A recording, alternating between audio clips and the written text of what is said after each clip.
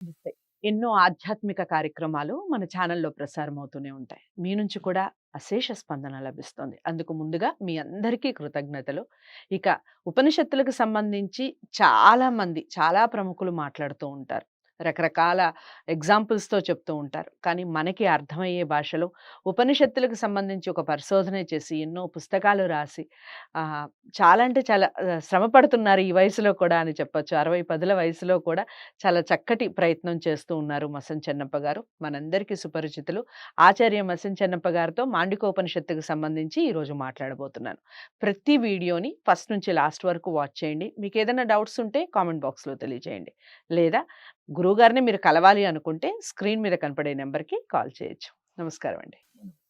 గురువుగారు మనకి ఆది ప్రణవనాదం ఓంకారం. ఈ ఓంకారానికి సంబంధించి మనం గత ఉపనిషత్తుల్లో కూడా మాట్లాడటం జరిగింది. అయితే ఈ మాండికోపనిషత్తు ఈ ఓంకారానికి సంబంధించి ఏం చెప్తుంది? చెప్పండి.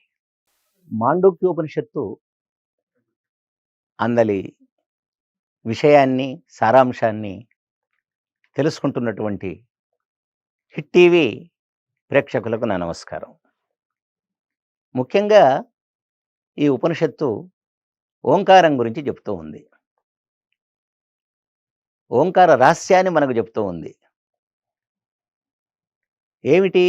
ఓంకారాన్ని మనం జపించడం వల్ల, ఓంకారాన్ని ఉచ్చరించడం వల్ల, ఆ ఓంకార అర్థాన్ని భావన చేయడం వల్ల మనకు భగవంతుని యొక్క అనుగ్రహం లభిస్తుంది అని గొప్ప భావనలో, అభిప్రాయంలో మనం ఉంటాం.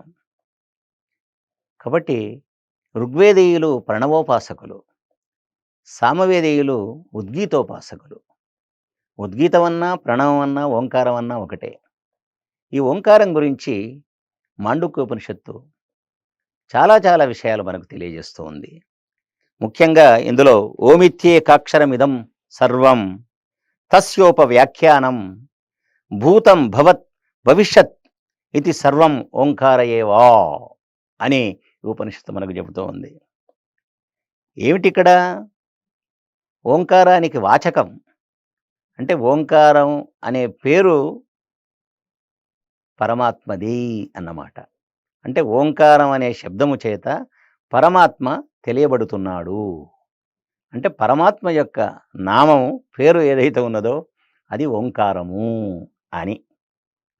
అంటే సర్వోత్తమైనటువంటి నామం అన్నమాట, ముఖ్యనామం అన్నమాట. 4 వేదాల్లో పరమాత్మ యొక్క విశిష్టమైనటువంటి, ముఖ్యమైనటువంటి నామం ఏదయ్యా అంటే మనకు ఓంకారం అనే మనం చెప్పాలి. కాబట్టి పరమాత్మ యొక్క నామం ఓంకారం. తర్వాత మరి దాని వాచ్యార్థం ఏమిటి? ఓంకారం చేత తెలియబడే అర్థం ఏమిటి? అంటే పరమాత్మ తత్వము అన్నమాట. అది ఈశ్వర తత్వము అన్నమాట. అంటే ఈశ్వరుని యొక్క నామం ఓంకారం, అది వాచకం. తర్వాత ఓంకారం చేత తెలియబడే అర్థం ఏదైతే ఉన్నదో, ఆ వాచ్యార్థం ఏదైతే ఉన్నదో అది ఈశ్వరుని యొక్క తత్వము అన్నమాట. అంటే ఓంకారం కేవలం భగవంతుని యొక్క నామంగానే కాక భగవంతుని యొక్క తత్వాన్ని తెలియజేసే నామంగా దాన్ని మనం గ్రహించవలసిన అవసరం ఉన్నది. అంతేకాదు, ఓంకారం అనేది భగవంతుని నామమే కాదు, ఓంకారం అనేది భగవంతుని యొక్క స్వరూపాన్ని, తత్వాన్ని తెలియజేసేదే కాదు.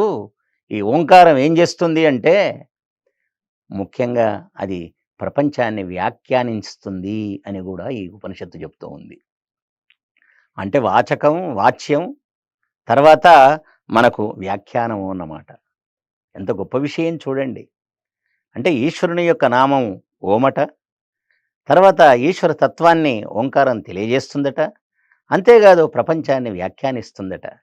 ఇది ఓంకారం యొక్క విశిష్టతగా మనం ఈ ఉపనిషత్తు ద్వారా తెలుసుకోవలసినటువంటి అవసరం ఉన్నది. నిజానికి ఓమిత్యేకాక్షరం బ్రహ్మ అని కృష్ణుడు భగవద్గీతలో చెప్పిన విషయం మనకు తెలుసు. అంతేకాదు వేదాలు ఓం కర్తోస్మర, కృతం స్మర, క్లిబే స్మర అని వేదాలు చెబుతూ ఉన్నాయి మనకు. అంటే పరమాత్మ స్వయంగా ఆయన నేను ఓంకార స్వరూపుణ్ణి, నేను ఓంకార వాచ్యుణ్ణి ఓంకార స్వరూపుణ్ణి, నేను ఓంకార వాచ్యుణ్ణి, నా తత్వం ఓంకారమే అని పరమాత్మ వేదాల్లో చెప్పిన విషయం కూడా గమనింపదగినటువంటి విషయం అన్నమాట. కాబట్టి ఈ ఓంకారం యొక్క విశిష్టతను మనకు ఈ ఉపనిషత్తు మనకు చెబుతూ ఉంది. కేవలం ఓంకారం అనేది ఈశ్వరుని యొక్క నామమే కాదు, అతని యొక్క స్వరూపాన్ని తెలియజేస్తుంది. ముఖ్యంగా మనకు ఓంకారంలో అకారం, ఉకారం, మకారం అనే 3 వర్ణాలు కనిపిస్తున్నాయి. ఇక్కడ అకారం, ఉకారం, మకారం కేవలం ఇవి ఉండడమే కాదు, ఇవి సార్థకములైనటువంటివి, అర్థవంతమైనటువంటివి. ఈశ్వరుని యొక్క స్వరూపాన్ని తెలియజేసే వర్ణములే అకారం, ఉకారం, మకారం అని ఈ ఉపనిషత్తు చెబుతూ ఉంది. కాబట్టి ఈశ్వరుని యొక్క స్వరూపం తెలుసుకోవాలంటే ఓంకారాన్ని మనం జపించవలసినటువంటి అవసరం ఉన్నది. అందుకే ధ్యానం చేసేవారు ఓం అని పరమేశ్వరుణ్ణి వారు స్మరిస్తూ ఉంటారు. అంతేకాదు ఓంకార వాచే నమః, ఓంకార స్వరూపాయ నమః, ఓంకారాతీతాయ నమః అని కూడా అంటారు. అంటే భగవంతుడు కేవలం ఓంకార వాచ్యుడే కాదు, ఓంకార స్వరూపుడే కాదు, ఓంకారాతీతుడు కూడా, అంటే ఓంకారాన్ని మించినటువంటి వాడు అనే విషయం మనకు వేదాల ద్వారా, ఉపనిషత్తుల ద్వారా అవగతమవుతూ ఉంటుంది. కాబట్టి మనం ఓంకార తత్వాన్ని మనం తెలుసుకోవలసినటువంటి అవసరం ఉంది. ఓంకారం ఇంకా ఏ ఏ విషయాలు తెలియజేస్తున్నది, ఓంకారం ద్వారా మనం తెలియనగు అంశాలు ఏమిటి అనేది ముఖ్యంగా ఈ ఉపనిషత్తు తెలియజేస్తుంది. కాబట్టి మాండుక్య ఉపనిషత్తును మీరు ఒకసారి పఠించినట్లయితే ఈ ఓంకారం యొక్క ప్రాశస్త్యం ఏదైతే ఉన్నదో మనకు అవగతమవుతుంది. మరి ఓంకారం యొక్క ప్రాశస్త్యాన్ని తెలియజేయడానికే మనకి ఈ ఉపనిషత్తు ఉందేమనిపిస్తుంది. కాబట్టి ఉపనిషత్తుల్లో మొదటి వాక్యం ఏమిటి అంటే ఇదే. ముఖ్యంగా ఈ ఓంకారం కేవలం ఇది ఈ ప్రపంచానికి వ్యాఖ్యానమే కాదు, ఇది యచ్చాన్యత్ త్రికాలాతీతం, ఇది 3 కాలాలకు అతీతమైనటువంటిది, తదస్యోంకార ఏవా అని చెప్తాడు. 3 కాలాలకు అతీతమైనటువంటిది, త్రికాలాతీతమైనటువంటిది. అంటే 3 కాలాల్లో ఉండడమే కాక 3 కాలాలను అధిగమించి ఉన్నటువంటి పరతత్వానికి నామమే ఓంకారము.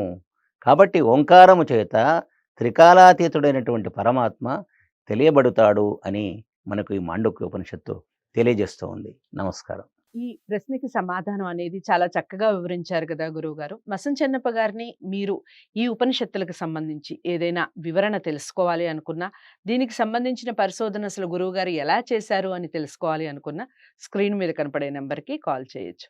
మరి ఈ వీడియోని అందరికీ షేర్ చేసే ప్రయత్నం చేయండి, లైక్ చేసి ఛానల్ని సబ్స్క్రైబ్ చేసుకోండి. తదుపరి ప్రశ్నతో మళ్ళీ కలుస్తాను. నమస్తే.